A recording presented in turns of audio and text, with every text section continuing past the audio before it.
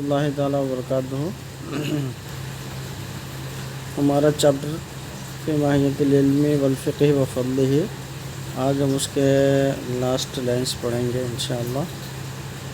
آج فینبغی لکل مسلم ان یشتغل فی جمیع اوقاتہ بذکر اللہ تعالیٰ والدعاء، تو ہر مسلم کے لیے ضروری ہے کہ وہ ہر وقت اللہ اور اس کے ذکر میں مشغول رہے اور اپنی دعائیں کرتا رہے، والتضرع، اسی طرح اللہ تعالیٰ کے سامنے گڑ گڑانے میں بھی مشغول رہے، وقراءۃ القرآن، اور قرآن کی تلاوت میں مشغول رہے، والصدقات الدافعۃ للبلاء، اور صدقہ میں بھی مشغول رہے جو ہمارے آفات اور برائیوں اور جتنے بھی بلا ہیں سب کو ختم کر دینے والے ہیں، ایسے صدقات میں بھی ہر مسلم کو مشغول رہنا چاہیے۔ وَيَسْأَلُ اللَّهَ الْعَفْوَ وَالْعَافِيَةَ فِي الدُّنْيَا وَالْآخِرَةِ، اور اس کو ہر مسلم کو چاہیے کہ وہ اللہ تبارک و تعالیٰ سے معافی اور پھر اپنے صحت کی عافیت کی دعا مانگے دنیا و آخرت دونوں کے لیے، تاکہ اللہ تبارک و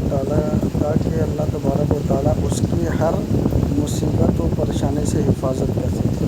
لیسون عنہ، لیسون اللہ عنہ، تاکہ اللہ تبارک و تعالیٰ اس سے ہٹا دے، یا تو اللہ تبارک و تعالیٰ اس کی حفاظت کرے عن البلاء والآفات، اس طرح ہے لیکن مثلاً البلاء والآفات، ہر آفات ہر بلا سے بچنے کے لیے اللہ تبارک و تعالیٰ سے ہمیشہ اس کو دعا میں مشغول رہنا چاہیے۔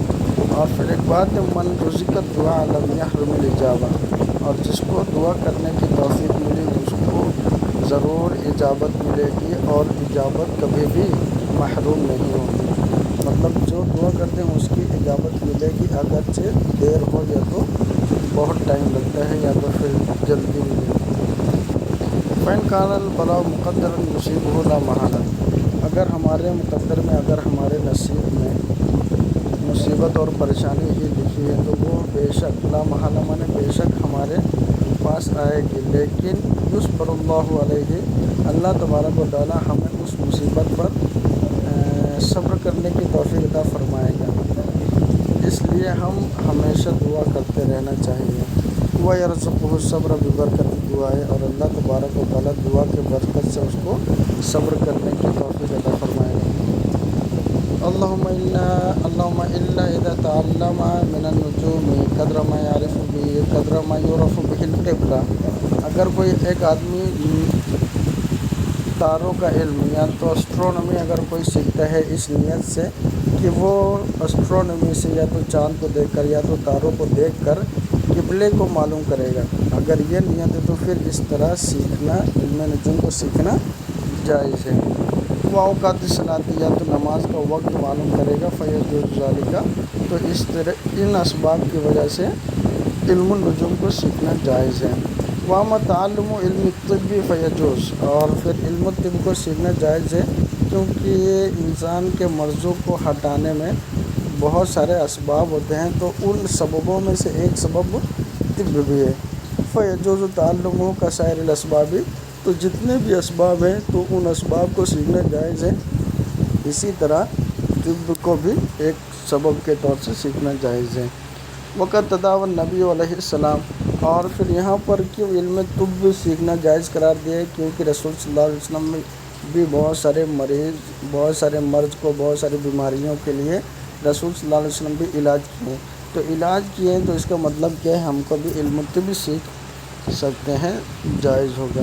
وقد حکی عن الشافعی رحمہ اللہ انہ قال العلم علمان، علم الفقہ للادیان وعلم الطب للابدان وما وراء ذلك بلغۃ مجلس، اور پھر امام شافعی سے حکایت کیا جاتا ہے کہ امام شافعی فرماتے ہیں کہ علم دو قسموں کی ہے، ایک تو جو ہے دین کے لیے سیکھا جاتا ہے اس کو علم الفقہ کہتے ہیں، اور پھر دوسرا جو ہے ہمارے باڈی کے لیے سیکھا جاتا ہے جس کو علم الطب کہا جاتا ہے، اور اس کے علاوہ جو بھی علم ہے وہ بلغت مجلس، بلغت کا مطلب ہوتا ہے مجلس کے جو ایک دم آخری میں ہوتا ہے، آخری والی جو چیز ہوتی ہے مجلس کی اس سے کوئی فائدہ حاصل نہیں ہوتا، تو اس کا مطلب امام شافعی یہ بولنا چاہتے ہیں کہ دو ہی علم سیکھنا ہمارے لیے زیادہ اہم ہے، وہ علم الطب ہے اور پھر علم الادیان ہے، علم الفقہ ہے، اس کے علاوہ جو بھی ہے اس سے ہم کو زیادہ فائدہ نہیں ہوگا، لیکن اگر کوئی سیکھنا چاہے تو سیکھ سکتا ہے۔ فاما تفسیر العلم فوصفۃ یتحلی بہ المذکور لمن قامت ہی بھی کما ہوا۔ اور پھر علم بولے تو تفسیر العلم کی تفسیر کی جا رہی، علم کا مطلب وہ ایک ایسی صفت ہے جس سے انسان روشناس ہوتا ہے، آراستہ ہوتا ہے۔ یتحلی مانے روشناس ہونا یا تو آراستہ ہونا۔ کس چیز کے لیے؟ لمن قامت ہی، کہ وہ چیز قائم ہوئی ہے، بہی ایک انسان کے لیے، کما ہوا جیسے کہ وہ ہے۔ مطلب ایک چیز کی حقیقت کو سمجھنے کے لیے ہم کو علم ہونا چاہیے۔ لمن قامت ہی بھی کما ہوا کا مطلب کیا ہے؟ حقیقت۔ حقیقت سے ہمیں روشناس ہونے کے لیے، حقیقت سے ہمیں آراستہ ہونے کے لیے علم ہونا ضروری ہوگا۔ اگر ہمارے پاس علم نہیں ہے تو ہم حقیقت سے آراستہ اور روشناس نہیں ہو سکتے ہیں۔ والفقہ معرفۃ دقائق العلم مع نوع علاج۔ اور پھر ہمارے باڈی میں بہت سارے مرض ہوتے ہیں، بیماریاں ہوتی ہیں، تو ایک مرض کو، ایک بیماری کو ہٹانے کے لیے بہت سارے قسموں کے علاج کیے جا سکتے ہیں۔ جیسے کہ بخار ہے، بخار کے لیے اگر ہم ڈاکٹر کے پاس جا سکتے ہیں، نہیں تو گرم پانی پی سکتے ہیں، نہیں تو ہم نہیں نہائیں گے تو بھی ہمارا بخار چلے گا۔ تو مطلب بخار کو ہٹانے کے لیے بہت سارے قسم ہیں، بہت سارے دوائیاں موجود ہیں، ٹھیک ہے۔ تو اسی طرح علم بولے تو بیماریوں کے علاج کے بہت سارے طریقوں کو سیکھنا۔ معرفت دقائق العلم، علم کے جو بہت باریک باتیں ہیں اس کو جاننا، مع نوع علاج، علاج کے انواع کے ساتھ، مطلب ایک بیماری کی علاج کرنے کے بہت سارے طریقے ہوتے ہیں، تو وہ بہت سارے طریقوں کو سیکھ لینے کو کیا کہتے ہیں؟ فقہ کہتے ہیں۔ اور ابو حنیفہ فرماتے ہیں کہ فقہ بولے تو معرفت النفس ما لہا و ما علیہا۔ فقہ بولے تو انسان کی باڈی کے لیے جو فائدہ مند ہے اور جو فائدہ مند نہیں ہے، دونوں چیز کو جاننے کو فقہ کہتے ہیں۔ ما لہا مطلب انسان کی باڈی کے لیے جو چیز فائدہ مند ہوتا ہے، وما علیہا کا مطلب جو چیز فائدہ مند نہیں ہے اس کو کہتے ہیں، ٹھیک ہے۔ تو علم بولے تو جو چیز فائدہ مند ہے اور جو چیز فائدہ مند نہیں ہے، دونوں کو جاننے کو کیا کہتے ہیں؟ فقہ کہتے ہیں۔ وقال ما العلم الا للعمل۔ اور پھر علم جو ہے وہ صرف اور صرف عمل کے لیے، اس طرح نہیں کہ علم حاصل کر دو اور اس پر عمل نہ کرو تو اس سے کوئی فائدہ حاصل نہیں ہونا ہے۔ والعمل به ترک العاجل للعاجل۔ اور یہاں پر عاجل کا مطلب قیامت ہے، ٹھیک ہے، اور دوسرا والا جو عاجل ہے اس کا معنی دنیا ہے۔ والعمل به، اور علم سیکھنے کے بعد اس پہ عمل کرنے کا مطلب کیا ہے؟ ترک العاجل للعاجل، دنیا کو چھوڑ دینا آخرت کے لیے۔ عاجل مطلب جو جلدی آنے والی چیز ہے، جلدی آنے والی مطلب دنیا سے ہم جلدی مر جائیں گے، وہ ہے عاجل بالعین، عاجل۔ اور عاجل بولے تو جو بعد میں آنے والا ہے، تو جو جلدی آنے والی چیز ہے اس کو چھوڑ کر آخرت جو بعد میں آنے والی چیز ہے اس کے لیے عمل کرنا، ٹھیک ہے۔ فَيَنبَغِي لِلْإِنسَانِ أَنْ لَا يَغْفَلَ عَنْ نَفْسِهِ۔ اس لیے انسان کو اپنے نفس سے کبھی بھی غافل نہیں ہونا چاہیے۔ ما ينفع و ما يضر، جو اس کے لیے فائدہ مند ہے، جو اس کے لیے نفع بخش ہے، جو اس کے لیے مضر ہے، جو اس کے لیے نفع بخش نہیں ہے، وہ دونوں سے انسان کو لیس ہونا چاہیے، کبھی بھی غافل نہیں ہونا چاہیے۔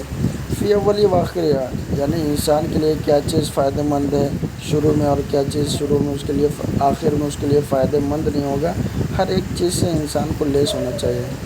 وَيَسْتَجْلِبُ يَنْفَعُ وَيَسْتَنِبُ عَمَّا يَضُرُّ، اور پھر جو اس کو فائدہ دے گا اس کو لینا چاہیے اور جو چیز اس کو فائدہ نہیں دے گا اس کو چھوڑ دینا چاہیے۔ کہ لا یکون عقلہ وعلمہ حجۃ علیہ، تاکہ قیامت کے دن اس کے اوپر اس کا علم گواہی نہ دے، اس کے خلاف گواہی نہ دے۔ اگر اس کا علم اس کے خلاف گواہی دیا تو فیزداد عقوبۃ، اللہ تبارک و تعالیٰ اس کو زیادہ عذاب دے گا۔ نعوذ باللہ من سخطہ وعذابہ وعقابہ، ہم اللہ تعالیٰ کے غصے اور اس کے عقاب سے ہم پناہ مانگتے ہیں۔ وقد ورد فی مناقب العلم وفضائل آیات و اخبار صحیح مشہورہ لم نشتغل بذکر کی لا یطول الکتاب۔ اور پھر علم کے بارے میں بہت سارے آیات اور اخبار صحیح مطلب مشہور حدیث وغیرہ ہے، لیکن ہم اس کو یہاں پر ذکر نہیں کرتے ہیں تاکہ کتاب لمبی نہ ہو جائے، ٹھیک ہے۔ السلام علیکم ورحمۃ اللہ تعالیٰ وبرکاتہ۔